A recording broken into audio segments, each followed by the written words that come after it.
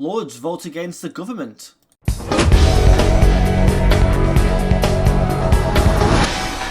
Not often I have cause to agree with the House of Lords, but they've actually got something right. They've voted against the government's plans to tax private schools. This comes, of course, as legal challenges are now being mounted by children of SEN children or special educational needs children who benefit hugely from the more one-to-one attention or certainly the lower pupil-to-teacher ratio you get in private schools, that of which you can't get really in a standard state school because the classes are so big. 232 peers voted against the government and 141 voted with them, giving a 91 majority. Now, the Lords can't actually stop it, but they can make it very, very difficult and make it take a long, long time to get through with more and more debate, sending it to and from Parliament, adding different amendments to the bill.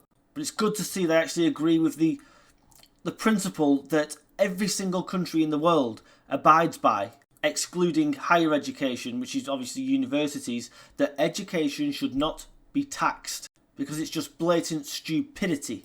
And Baroness Barron, who is the Conservative Shadow Education Minister inside the Lords, said quite rightly, clearly the government does not agree with us, and we have seen this from the egregious introduction of VAT on independent school fees. And now, with this bill, calling it a class war, basically, which is what it is. And she said that these schools should not be subject to any kind of political overreach, and that the government is creating a two-tiered system punishing these schools that do not conform to its views. And that is correct. I don't care if it's private schools or any other institution that's educating people like this, you should not be able to tax them. And don't forget, a lot of these Labour ministers, a lot of these Labour MPs, take Diane Abbott for example, send their own children to private schools. They don't go to state schools, but of course they'll probably claim it on their expenses and expect you to pay for it instead.